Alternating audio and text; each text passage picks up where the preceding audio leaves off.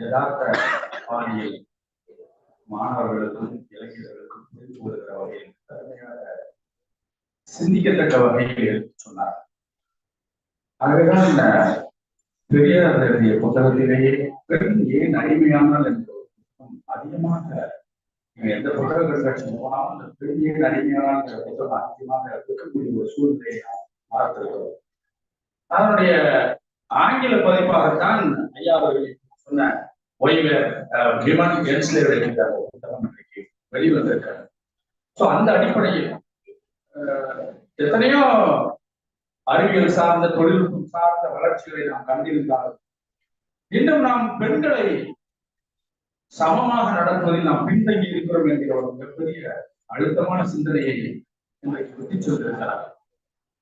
So, as like Periyar, we have to consider women equally and also empower them equally. So, equality and empowerment, the two terms are very, very important as far as today's society is concerned. அதில் நம்ம ரொம்ப பின்னாடி இருக்கிறோம் அப்படிங்கிற விஷயத்தை மிக தெளிவாக ஆசிரியர்கள் நம்முடைய கருத்துக்களையும் பெரியாரின் கருத்துக்களையும் சிந்தனைகளையும் நம்முடைய பகிர்ந்து கொண்டதற்காக இந்திய வரலாற்றுத்துறையின் சார்பில் உங்கள் அனைவரின் சார்பில் மனமார்ந்த நன்றியை தெரிவித்து அடுத்ததாக இன்றைய அறக்கட்டளை சொற்பொழிவு endowment lecture is going to deliver the endowment lecture. Professor Aniru deshponde from Delhi University. So he is a well-known practicing modern historian, authored numerous books. Up to my knowledge, he has, I thought, 13 or 14 books, of which recently I thought he is going to publish soon. The title of the book is The King, Country and War, Ideology and the Writing of Indian History. So that is under press, he is going to publish soon. So apart from that, he has produced or guided many MPhils and PhD. The topic of research is more and more social and historical issues. So besides, he is a writer of short stories and published one popular novel. Apart from that, he was awarded Murthy Fellowship during the year 2001 and 2005. He has visited many countries in the world and delivered various lectures and also a visiting professor in foreign universities. So, in this background, I wholeheartedly welcome on behalf of the Department of Indian History to deliver the Professor A. Karunanandan Periyar endowment lecture on the topic of why were women enslaved, Periyar as an early feminist thinker of India. Sir, please.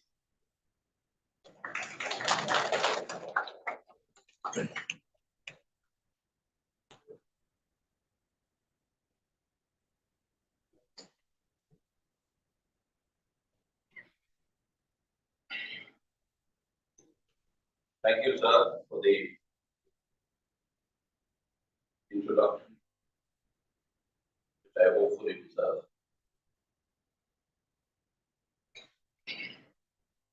First and foremost, I wish to thank the Department of History of the prestigious and old Madras University for giving me this opportunity and honor to deliver the Professor K. Karunanandan's Periyar Endowment Lecture for the academic session 2023-24.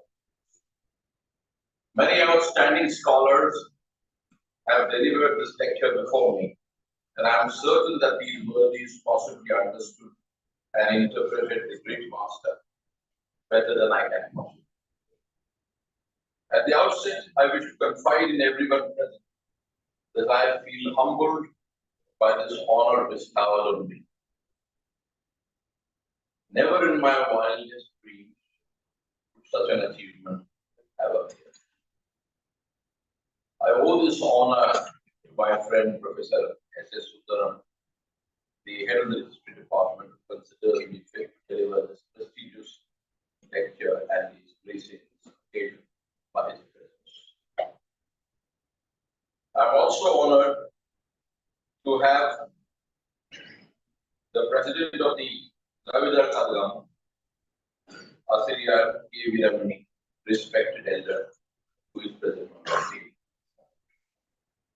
It's a very rare honor for a professor of Delhi University to be invited to Tamil Nadu to deliver an endowment lecture in the English language, especially a professor who can neither speak Tamil nor understand, but who is very interested in Periyar and who has read Periyar's works and who keeps a copy of the collected works of Periyar in his lab and keeps consulting them in the same way as he consults the collected works of Ambedkar and the works of Yogi and Savitribai and so on. These are like the talismans we follow in our lives. Whenever we feel that we are straying from the path, we return to these works, read them again, and then we bring ourselves back to the right track in our lives. To begin with, I must admit that I am not an expert on Periyar or South Indian or Tamil history.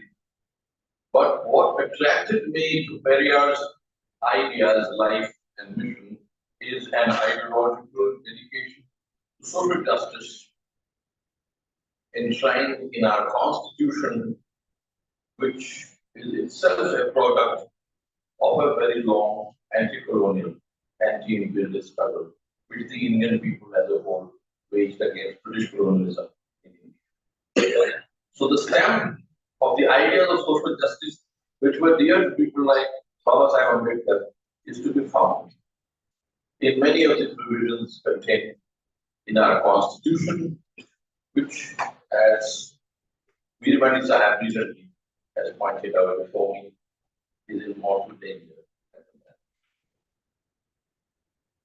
Since the achievement of social justice is impossible in a world divided along lines of caste, class, religion, ethnicity, race, and above all gender, the ideas of Periyar have retained for all of us a trans-historical significance. My topic for this special lecture is women's enslavement by patriarchy and Periyar's revolutionary views on this subject.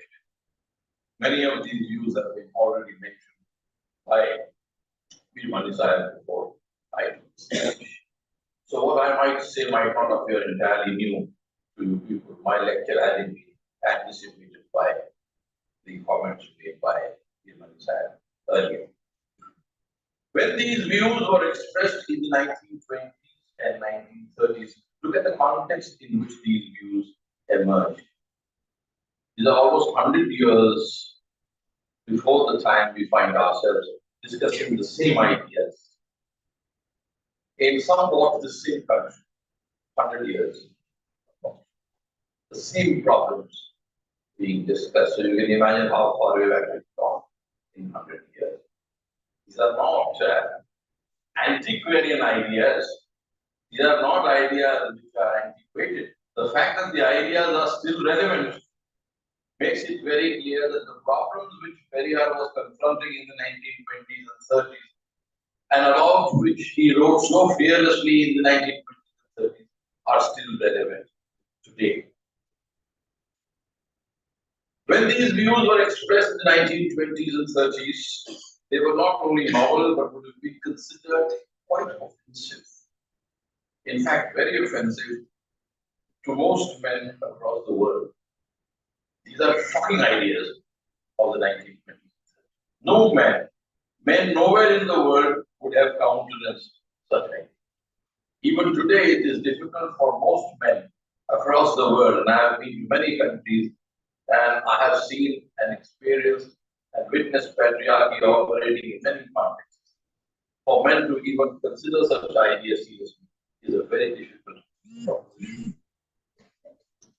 The 1920s and 30s were marked by the rise of popular anti-colonial nationalism in India. The context must be made absolutely clear. There were also decades during which communalism grew by leaps and bounds. And communalism is not merely a political phenomenon in the secular sense of the term, but communalism is also deeply patriarchal and has extremely strong gender connotations. There were also, these were decades when both nationalism and communalism prescribed standard patriarchal roles to women in Indian society. Periyar's anti-patriarchal ideas should be examined against this background.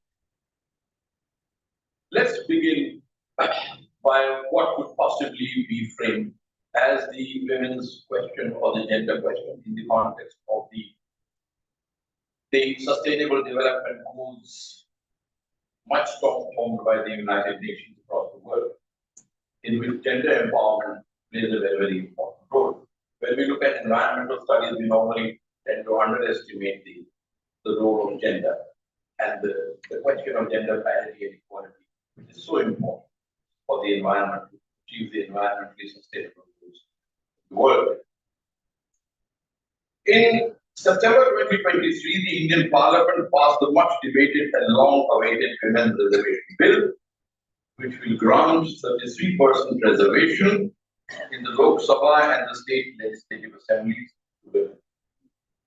This bill had been pending for a very long time. Many governments had talked about it. And in fact, this bill has a history which goes back beyond 20, 30 years now. Finally, the bill was passed by the Parliament in September.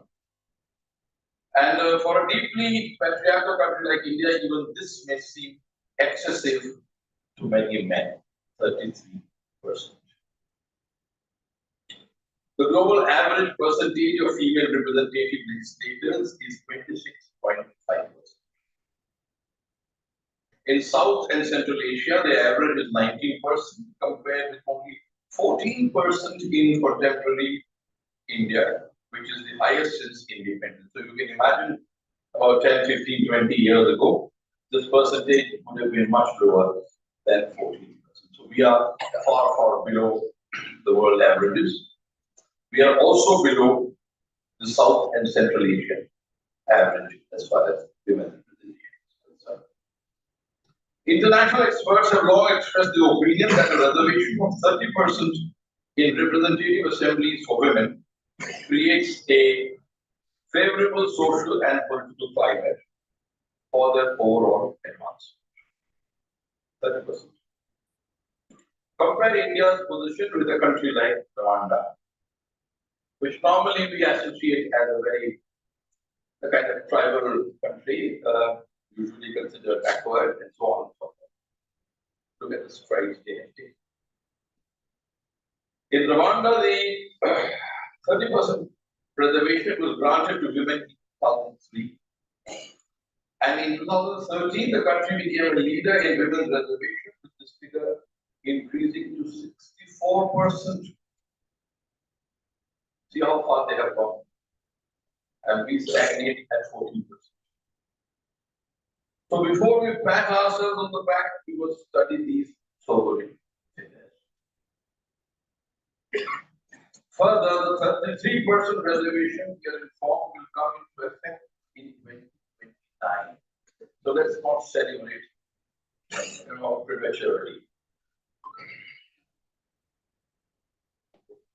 Whether this one-third political reservation will cause a significant decline in Indian patriarchy remains to be seen, and women's opinion on this issue appears deeply divided, in line with their political affiliations and ideological persuasions. Recently, you had, in the Indian Express of 29th December 2023, if you wish to see, there are two positions on this. This one taken by Shazia Ilmi, who is a member of the ruling party, and the other by Mrinal Pandey, who is quite critical of the way in which this bill was passed and so on.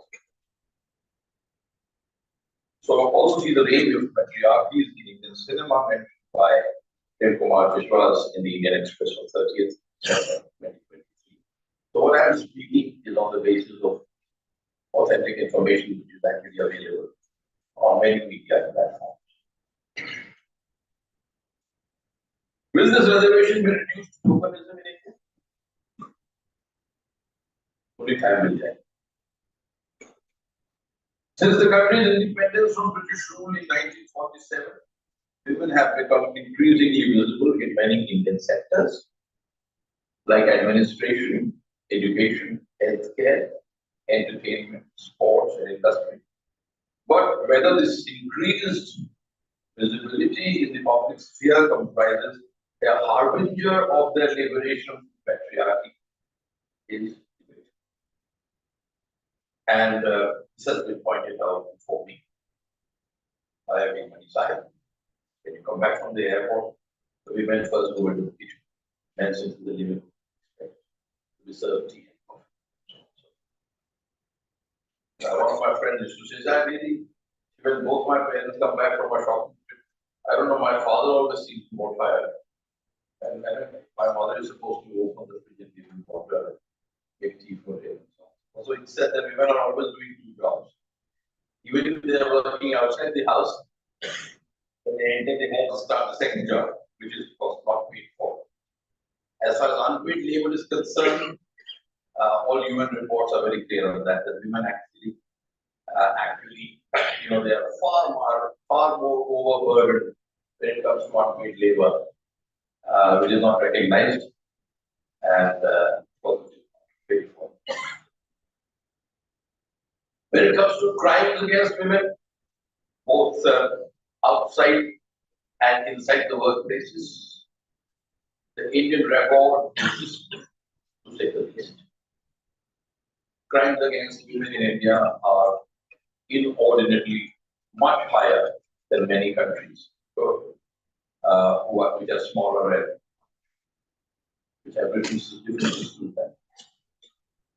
Are most employed or self-employed women subservient to men, or has their ability to earn money become their condition of liberation from caste and religious patriarchy?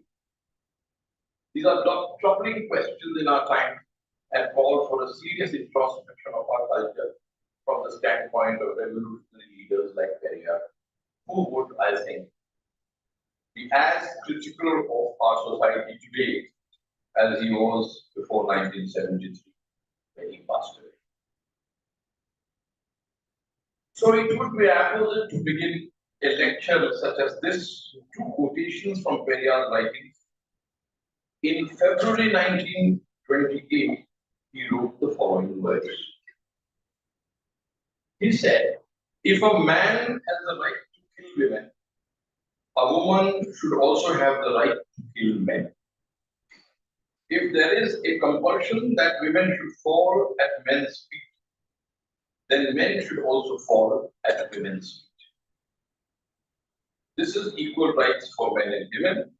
Anything else is selfishness and stupidity and not love."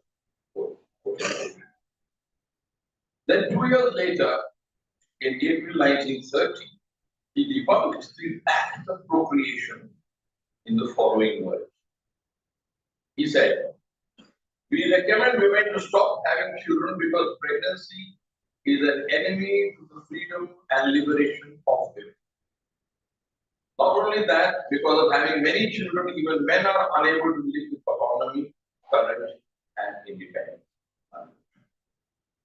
Family planning experts who are usually obsessed with the means to reduce overpopulation would, I believe, love these words. On the other hand, there is a view according to which some communities must have more children in competition with other communities. You can read between the lines. It is rather obvious that the subservience of women to community patriarchy is presumed to be the basis of communal success by those who hold such regressive views. To place Periyar in context, a preliminary comment on the history of social reform in India in the 19th century is necessary. Indians began to consider reforming the condition of their women under the impact of British rule in the 19th century. The upper caste social reform initiatives in India during the 19th century focused attention on the wretched condition of Indian women from a variety of perspectives. Education, child marriage, polygamy, widow remarriage, and the abominable practices like sati. This reform was often based on a reinterpretation of Indian traditions in an attempt to bring them in line with modernity. While these reformers, almost all of them upper caste males, were concerned about the condition of Indian women, the solutions they offered to women's question in colonial India were framed in a framework best described as liberal patriarchy. We just told how many kinds of feminisms there are. In the same way, there are many kinds of patriarchy. Feudal patriarchy, liberal patriarchy. There is also a kind of feminist patriarchy, which the male pretends to be feminist, but is actually patriarchal at heart. He uses the pretense of feminism to exploit women quietly for his own personal gain. You find such men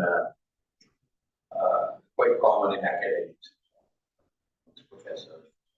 You find many such pretend to be. I mean, they'll be Marxists in public, but feudal landlords at home. They'll be progressive men in public, but privately at home they will be very patriarchal. They will be judging all kinds of regressive practices. So, I don't want to take names because I'll become more unpopular if I do that. But anyway, so the upper caste, this upper caste social reform was based on a reinterpretation of Indian traditions in an attempt to bring them in line with modernity. What the upper caste reform used to say is that there is no sanction for such things in our tradition. It's a reinterpretation of tradition. They don't debunk the traditions per se. So even to begin with, they are scared of the society in which they are operating. So much censure there was. Because while there were reformers, there were orthodox people who were trying to defend their religions and their faiths against this onslaught of modernity. Something which is usually not taught as the counter to social reform in the school textbooks. While there were reformers, there were hundreds of traditional intellectuals who were also defending tradition and caste and other things. So, the idea they had in front of these, or these men had, were the ideas of liberal patriarchy as practiced in Britain. Because after all, Victorian Britain was patriarchal in every possible way. In pre-colonial India, social reformers in general were not preoccupied with gender questions as we see them today. Even the Brahmanic heterodox tradition, opposed as it was the Brahmanical tradition, did not dwell much on the wretched condition of Indian women throughout the ages. Many of the 19th century reformers shied away from the real causes of women's enslavement, even as they adopted reformist public. In private life, many of them appeared hypocritical. Ram Mohan Roy opposed widow remarriage and advocated a chaste widowhood. Widows, in his opinion, were not supposed to entertain or fulfill their sexual desires. Mahadev Govind Ranade, the Chitpavan Brahman Maharashtrian social reformer and nationalist historian, opposed child marriage, which was rampant in his days, but caved into the practice of child marriage by marrying a girl child himself. Nonetheless, he tried to lessen the impact of this regressive act by adopting a liberal posture towards his young child. Keshav Chandra Singh, the famous Bengali social reformer, who had Brahmo roots, was a vociferous campaigner against child marriage, but got his child daughter married into a princely family when the opportunity presented itself. Rana Ray's contemporary Bal Gangadhar Tilak was a conservative traditionalist who it is well known opposed the age of consent bill, a very important controversy in the 1890s in India. Those of you who are aware of modern Indian history and the anti-colonial struggle must be aware of two important controversies, the Gilbert Bill controversy and the age of consent controversy. 90s. He opposed the age of consent bill and act which raised the age of marriage consummation by nearly 2 years, from 10 to 12. And he said this is a great intervention, basically in the right of the Hindu male to consummate marriage. On almost all the issues of women's reform, the patriarchal Indian society failed the upper caste. Take the case of widow remarriage, which was legislated in 1856 by Lord Housing, for instance. The saintly Ishwar Chandra Vidyasagar advocated widow remarriage, but Bengali society did not take the appeal seriously.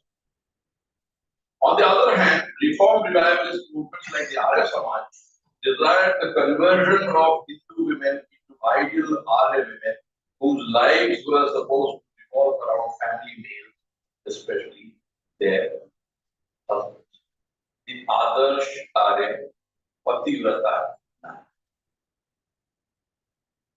The Hindu nationalist Gita Press publications would cast this role in stone during the first 50 years of the 20th century. This gelled with the values of the Sanatana. From the late 19th century till independence and thereafter, nationalisms wanted women to be ideal female nationalists, dedicated to the family, a microcosm of the masculine patriarchal nation. On the other hand, the Dalit Gaujam revolutionaries, like the Pune couple and their counterparts in South India, attacked Brahminical patriarchy and the caste system, holding them responsible for the wretched condition of women in India. The Muslim reformers like Sir Syed Ahmad Khan of Aligarh emphasized women's education, but their position on women's reform was almost identical to that of the Arya Samaj. Women's educational curricula has to safeguard the Muslim community and promote Islamic values. Education would produce good, obedient Muslim wives who would count money, read and write, and thereby help their husbands. Women's position in this view aimed at the creation of a hybrid between tradition and modernity would be circumscribed by patriarchy. They would be denied true agency in history. Community control over their sexuality was the cornerstone of the family and the nation. The family being the microcosm of the nation. Compared with such ideas and Periyar stood out as one who understood the true nature of this male-led and dominated social reform. The ideas and work of Periyar must be viewed against the patriarchal background of the women's reform in colonial. In the 19th and early 20th century, Brahmanism was challenged and undermined by the Pune couple, the founders of the Gaudin Samaj movement in the Bombay presidency, and later Periyar in the Madras presidency from the 1920s onwards. At the same time, Brahmanism was attacked with productive results by the ruler of the Purapur state, Rajrishi Chhatrapati Shahu and his descendants. Brahmin hegemony was also attacked by the anti-caste reformers in the princely states like Baroda and Travancore. Periyar's ideas emerged from a worldview which developed in South India during the colonial period and dates back to the 19th century. This worldview developed and sharpened its edge in the political atmosphere of the time, marked by intense competition between the upper castes and the lower castes in all fields of life. These were, new spaces which had opened out as a consequence of the establishment of the new cities, the new towns, which were giving new castes, new opportunities for social mobility. And this reflected in political contests starting between the upper class and the lower class in many parts of British India and India. An investigation of these socially subversive ideals also reveals their connection to the widespread popularity of economic movement in South Indian society, the roots of which can be traced to at least medieval age. During the first half of the 20th century, when Ambedkar established himself as a critic of the Congress and the Hindu nationalist organization that became the leading representative of Dalit voices in India, the movements referred to above created a large social space for the politics of anti-Brahmanism in peninsular. The rise of Brahminical Hindu nationalism and its main organizations, the Hindu Mahasabha, which was established in 1916, and the Rashtriya Swayamsevak Sangh, the RSS, established in 1955, were reactions to the growing social influence of the anti-caste movements on the one hand and rising Muslim problems on the other hand. The feminist views of Periyar stand in contradistinction to the pathological patriarchy preached by ultra-nationalist Hindu and Muslim nationalists. Periyar's views also clashed with the halfway house views of women promoted by the Indian National Congress. Periyar's decisive break, as is well known, with the Congress came in 1925, and the development of the self-respect movement in the Madras presidency during the 1920s, 30s must be located in the legacy of anti-caste, anti-Aryan ideas which preceded his rise as a revolutionary politician. In contemporary India, the widespread prevalence of masculine militaristic nationalism and toxic patriarchy would prevent the ideas of Periyar from gaining social salience. This is evident in much of cinema nowadays, although the counters are also to be seen. Here it must be noted that feminism as a concept arose in France during the 19th century, and the word was rarely ever used in India before the 1950s. But Periyar was a feminist without having used the term much before the time for a feminist move, before the feminist movement actually arrived in India. He wrote a number of explosive articles between 1926 and 1930. These articles have been collected in that volume, Why Were Women Enslaved, which was shown to you just a short while ago, a copy of which I have. It is also included in that big, thick volume on the collected works, which you can easily buy online. They're all available, and they're very reasonably priced. Almost all of them are published online. Easily get them online. If you're interested, students are interested, they can just buy these books and read them and then find authentic information about Periyar in those books. You don't really have to depend on social media or other people to tell you about Periyar. Periyar's writing is lucid, simple, easy to understand. It's completely free of jargon. The best part about Periyar is that Periyar had the ability of expressing the most profound idea in very simple language. Not the other way around, in which academics actually end up expressing a lot of nonsense in the most complicated language. So, because Periyar did not come from academic seminars and he does not belong to the linguistic church, and cultural church, and postmodernism and post-structuralism, and the public sphere and all that. Periyar was very, as the Americans say, he would cut to the chase very quickly. He used to come to the point. So it's very easy and it's a great pleasure to read the writings of a thinker like that. Because Periyar had his heart and mind both in the right place. It is important to have both these things in the right place. Heart and mind. And as it has been pointed out, he was a great humanist. He came from the tradition of enlightenment and humanism. Something which also produces an intellectual activist like Today, and Ambedkar. Ambedkar also belonged to the enlightened tradition. But of course, nowadays it is very fashionable to challenge the enlightenment, and it is fashionable to be post-truth. It is fashionable to challenge science and so on and so forth. But Periyar was not that. He was very scientific, very rational, atheistic, and he came to the point very quickly. In very simple language. So anybody can, of course, you people can, you have the advantage of reading Periyar in Tamil as well. I being a non-Tamil speaker, I really enjoy the writing in simple English, and the translators have done a great job, I have to say, in retaining the original flavor of what must have been very simple articulation of ideas, but very not simplistic, but simple. Keep that distinction very clear. So we find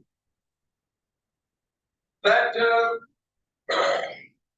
it must be noted, as I've said, that before Periyar a feminist, without Periyar himself having used the term for his own ideological purposes. I would venture to say that no thinker in colonial India comes close to his thoughts on women's emancipation. There were many people in the 19th and 20th and 30s who used to talk about, they're very fashionable to talk about women's emancipation. And 1920s and 30s is a time in Indian history when really, nationalism in the mass movement was growing. The time of Gandhian mass nationalism. It is the time of the non-cooperative class movement. It is the time of the civil disobedience movement. But it is also the time when almost all the important communal organizations which you find thriving in South Asia were also being established. And this is also the time when the left organizations were also being established. The CPI also was established. The Congress Socialist Party was active in the 1930s. So you must understand the context of the 1920s and 30s and what kind of ideal role these movements were prescribing to women. And then you will be struck by what Periyar said in the 1920s and 30s and the language he uses, the rhetoric which he actually employs would be shocking to most men even today. And these articles were written by Periyar, articles designed to destroy patriarchy in theory and practice. They attack all the ideas which form, I would say, the core of Indian patriarchy. In fact, core of patriarchy anywhere in the world. It has been mentioned, these ideas of chastity, love, divorce, widow remarriage, prostitution, right of widows, property rights, birth control, and finally the idea of masculinity, which is at the root of toxic masculinity and masculine nationalism, which parades as hyper-nationalism in many countries. Masculinity, qua femininity, which he wants to destroy completely. And he says masculinity must be destroyed for women's liberation. This is something which all the makers of Hindi cinema nowadays take seriously. Because all their movies are promoting toxic masculinity. And the fact that these movies are becoming great grossers, they are earning a lot of money, and people are clapping and feeling very happy with these movies is not a good sign for women's liberation in the coming times of our country. So without beating around the bush, Periyar called for the destruction of masculinity as sine qua non for women's liberation in 1928 essay, taking a clear feminist position on women's emancipation. Everybody knows that the number of associations and activities in the name of women's liberation across the world keeps increasing day by day, as in our time. Men pretend to be highly concerned and make a great deal of pretense. In our opinion, any liberation movement created by men cannot give real liberation to women. The importance of agency is underlined by men. Further, he was aware that many of the male-led so-called women's reform movements were in fact designed to reinforce, quote unquote, the restriction that enabled the enslavement of women. That men were pretending to liberate women in order to prolong their enslavement. Try to read between the lines, he told his followers and his leaders. Don't be taken in by these so-called progressive men. I have mentioned some of them earlier in my lecture. In his writing, we notice an equivalence between the slavery of women and the slavery of non-Brahmins, and he uses allegories from nature to buttress his argument. Look at the allegories he uses. He says, I'm quoting him, will rats be liberated by the effort of cats? Will goats and cocks be liberated by foxes? Will the wealth of Indians increase because of the British? Will the non-Brahmins attain equality by the efforts of others? Very clear. Crystal clear. This argument which flew in the face of the trusteeship theory of Gandhi. Gandhi used to say that the rich should, they should behave as if they are trustees of the wealth of society which they have accumulated. Or maybe God has given them that but they should behave like trustees. And they should use this money for welfare measures. But we all know how this happens in the name of, nowadays they have given another name. It's called corporate social responsibility, which is another way of hoodwinking you people into believing that the capitalists actually have, they have the great welfare of society. I don't know how the money in the offshore accounts in the tax havens keeps growing all the time. If they have so much welfare of the people in their hearts, I cannot explain this. This contradiction as a historian, very difficult to explain. So that's the trusteeship theory. He completely demolished that.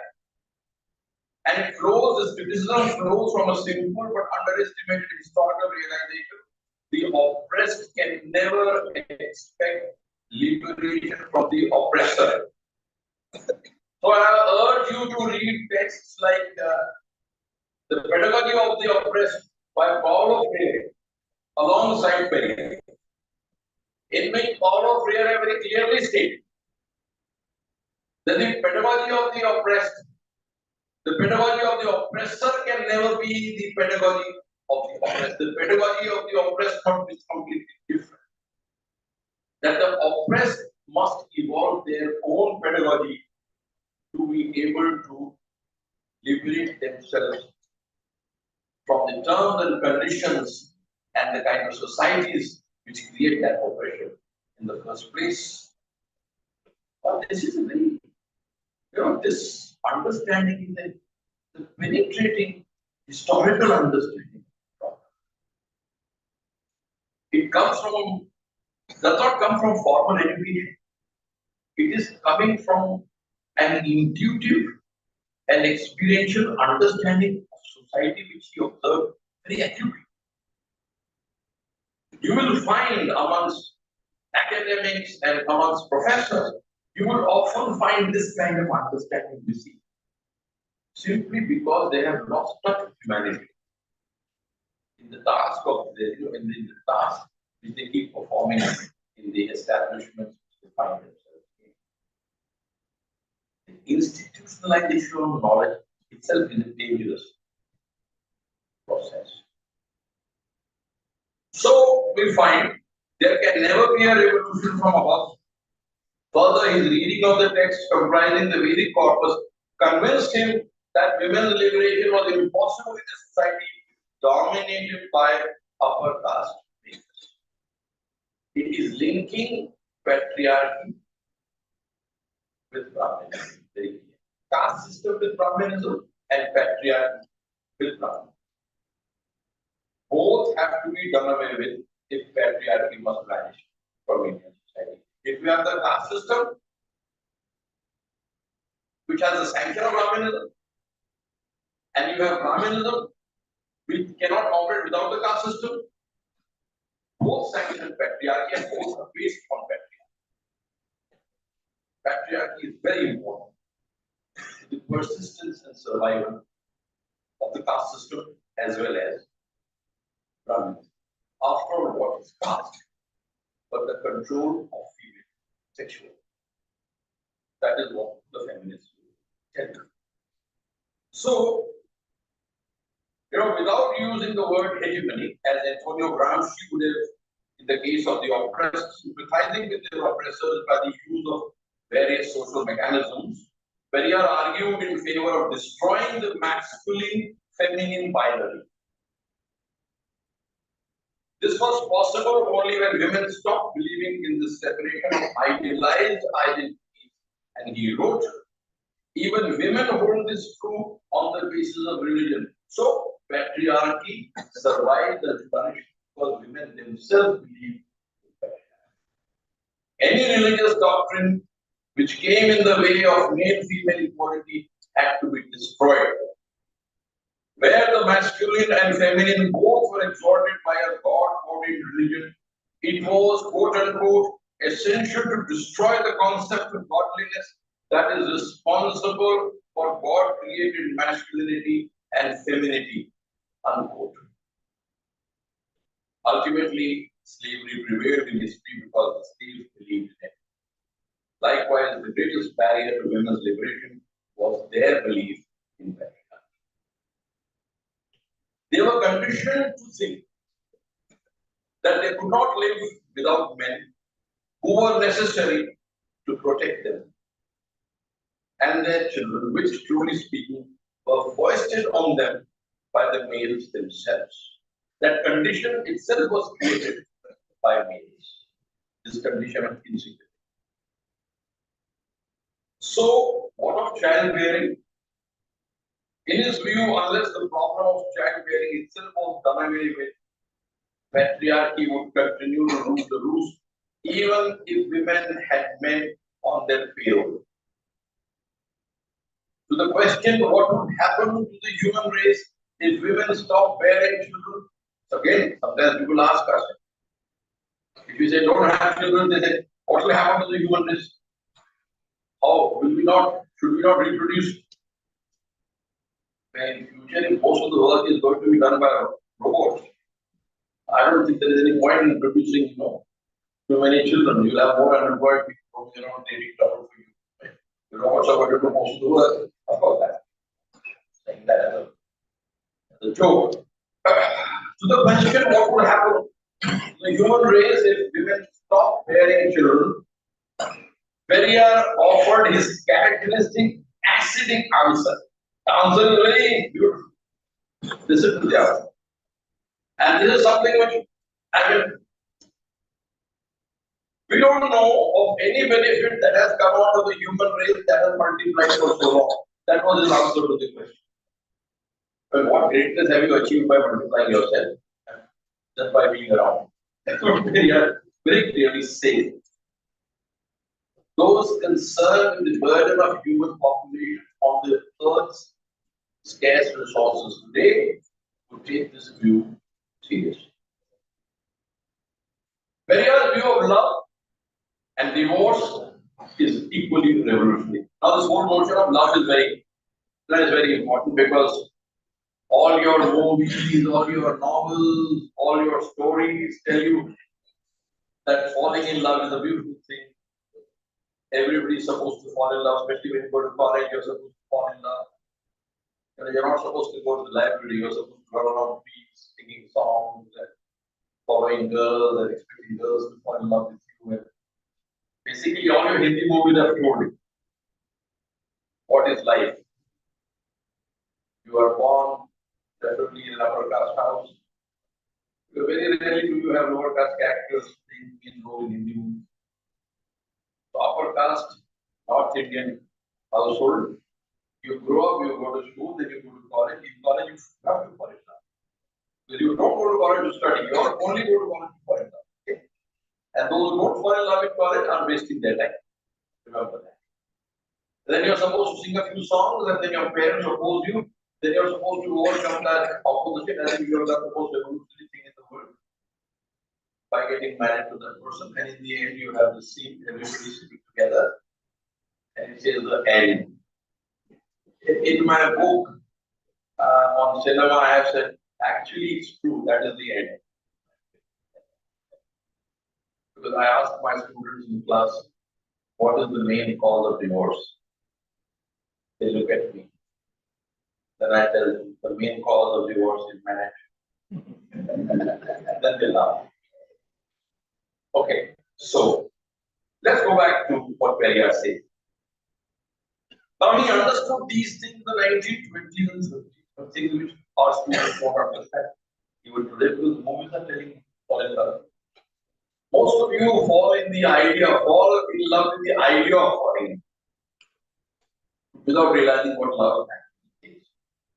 Whether it exists or not, Periyar was very doubtful. In his view, love, pleasure, and satisfaction should coexist in a relationship because the ideal of romantic love is ephemeral. What is the purpose of men and women living in matrimony without pleasure? He says, quote, the world has attributed an extraordinary quality to the word love ingrained into the minds of people and unnecessarily dimmed the purpose of men and women living together, unquote. Quite often we observe, quote unquote, for the sake of love, people lead a troubled life lacking pleasure and satisfaction. If marriage degenerates into a loveless slavery of habit, it must be demolished by the means of divorce. If love can arise and disappear, then it is not eternal. Very clear. Anyone who blows love, quote unquote, out of proportion is foolish by nature. These ideas make marriage a problematic proposition and oppose patriarchal, Brahminical, Sanatan marriage, which enjoins being married to the same person even in afterlife. In 7 words, you should have the same husband and the same wife. How boring life.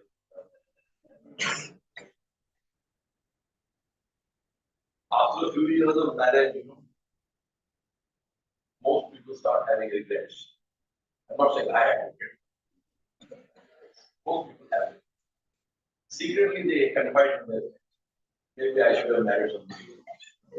They don't say that to their wife, they're scared of them. So,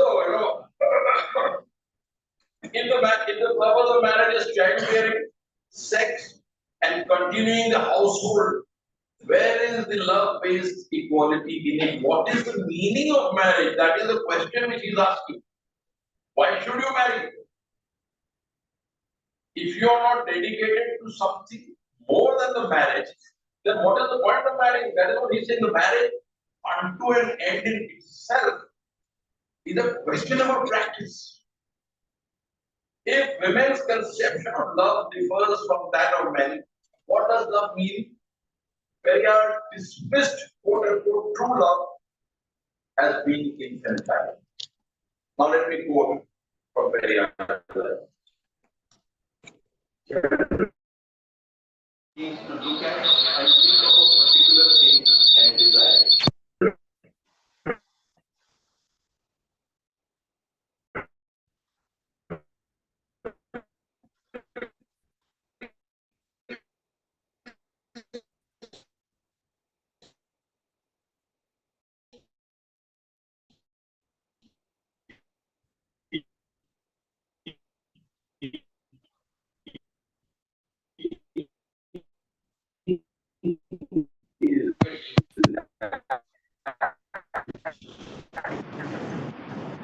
So enlighten yourself before enslavement.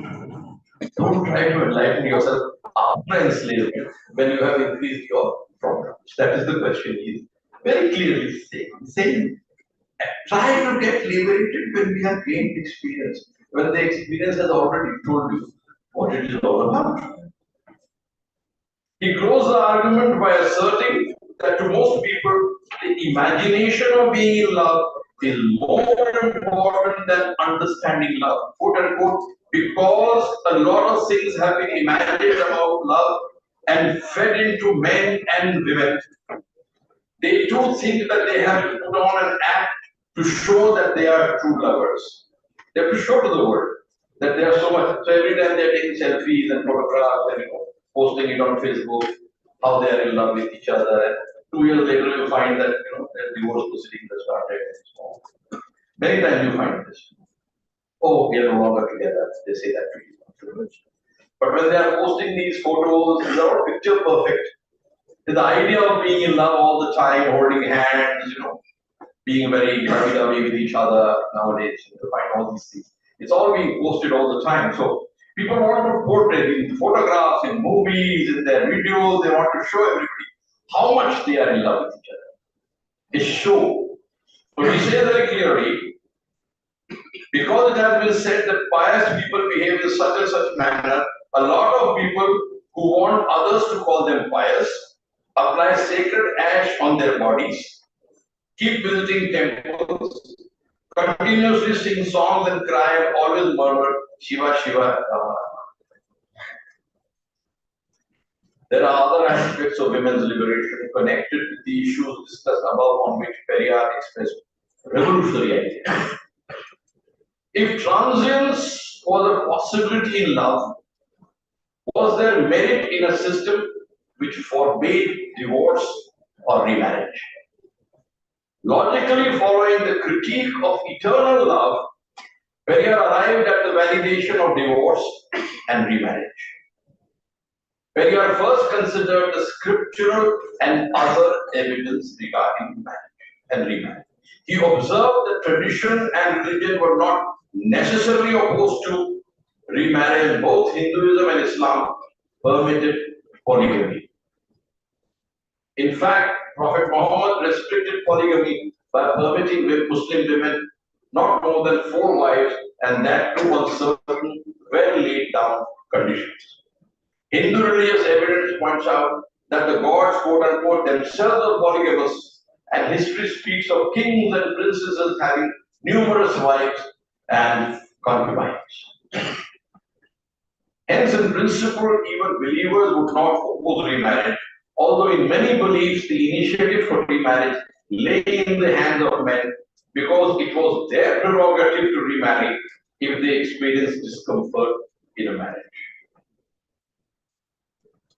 Periyar did not oppose marriage, but promoted the idea of marriage based on equality and reciprocity, knowing well that, quote unquote, it was not easy to liberate the suffering people from the superstitious practices and meaningless restrictions of the world. He understands that.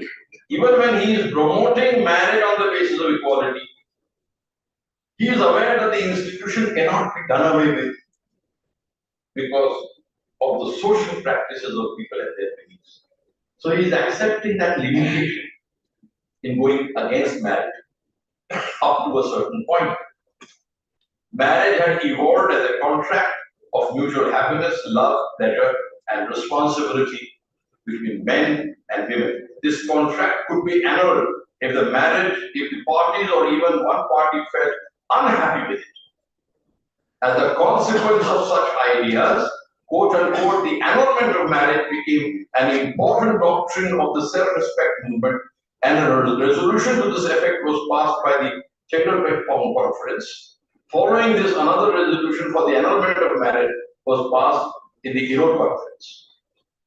The self-respect movement promoted intercaste marriage, supported, quote unquote, a man marrying a second time as he continues living with his first wife, unquote, on the assumption that the first wife did not object. If the wife objected, then there would be divorce. Without divorce, he could not marry another woman. And the right to divorce equally enjoyed equally by men and women. I'm going to quote Periyar again. As far as we are concerned, anything that has been said for men applies to women as well. We feel that real freedom will come into existence for women only when women possess what men possess, when they too behave like men, when they too have the same rights and comforts as men in worldly life, society, laws, and religion. Only then they can attain real satisfaction, pleasure, and love. Unquote. Since remarriage was inconceivable without the right to divorce, Periyar advocated divorce in very strong words. A marriage could never rest on incompatibility of any kind. In fact, unhappy marriages produce violence and also the murder of wives by deranged and suspicious husbands. How did this make marriage divine, he asks. Since the traditional patriarchal marriage principles promoted the enslavement of women by men, and marriage rituals were performed, quote unquote, only to hide that enslavement, the institution of religious marriage had to be ended to liberate women. These ideas should be viewed alongside Periyar's progressive views on prostitution, birth control, and property rights, which are elaborated in the book and was shown to you some time before. So let me come to the concluding remarks of this presentation. South India, especially Tamil Nadu and Kerala, has a long history of anti-Brahmanism going back to the medieval period. The name of fiery Ramalinga Swamigal Valala, a contemporary of Sri Narayan Guru of Kerala in the 19th century, is well known. The medieval anti-Brahminical Tamil epic Tirukkural, a reaction to the spread of Brahminical hegemony in the Tamil-speaking region, is often quoted by Tamil anti-caste activists. The history of the Siddhar, a medieval bhakti movement propagating social egalitarianism, must be noted to comprehend the historical context inherited by Periyar. The anti-Aryan, anti-Brahman movements of South India created the social space for the growth of atheism, secularism, and rational thought, which fructified in the founding of institutions like the Madras Secular Society. This society was inspired by the London Secular Society, established by Charles Bradlaugh, an English politician and atheist. Experts opined that a strong current of anti-Brahmanism was present in Tamil society and politics in the 19th century. Periyar was born in 1879 and became a young rebel against the caste system due to his experiences in Varanasi in 1904. Almost all of you are aware of these experiences, and these need not be recounted here. In his youth, he was impressed by the atheist, rationalist, and Buddhist Tamil scholar E.O.T. Pandita, who debunked the caste system and the Hindu religion. In addition, Periyar kept abreast with international events. Again, he used to read very widely. He used to read newspapers, he used to read books. He used to be well aware of what was happening across the world in his time. Another hallmark of a holistically inclined intellectual. He was impressed by the steps taken in the Soviet Union and Germany towards the liberation of women. He noted with pleasure and hoped that both countries had made divorce easy in the 1930s. After the First World War, Periyar, like many others at the time, was attracted to Gandhi and his mass politics. He joined the Congress, which he quit in 1925 because of the prevalent upper caste hegemony in it, to establish the anti-caste, egalitarian, and atheistic self-respect. This movement later metamorphosed into the DMK, which was led by his followers. The promotion of social justice and scientific temper in the country is an important national objective underlined by the Constitution of India. The liberation of women from slavery imposed on them by patriarchy is crucial to achieve social justice, and so is the ending of the caste system, which is the basis of the Sanatana Dharma and its hallowed texts, as Ambedkar pointed out many decades ago. Periyar understood and deconstructed patriarchy in his articles on women's liberation and gender equality. My talk has highlighted his revolutionary ideas on almost all issues related to the slavery of women by men in Indian society, in the hope that his work will continue to inspire young Indians to work towards the creation of a truly just, egalitarian, and scientific society in the future. Since the educator must be educated himself or herself, Periyar knew that the onus of their liberation lay on women themselves. Unless they disabuse their minds of patriarchy, they would remain slaves of men, and even the most liberal sounding reformers would use this mental slavery to reinforce patriarchy in new ways. In the end, I wish to say the following. The fact that a rationalist, atheist, and progressive thinker like Periyar is not accorded the place he deserves in our undergraduate and postgraduate curricula in many parts of the country raises important ideological questions. What kind of society do you want India to become? Even in the university to which I went, Jawaharlal Nehru University in the 1980s, which was considered a citadel of progressive thought until recently, revolutionary leaders and their thoughts, their activities and their writings, leaders like Pule, Periyar, and Ambedkar were not taken as seriously by the professors in their courses as they should have been. In this context, preparing and delivering this lecture has been an enlightening professional and personal journey for me. Thank you for listening to me.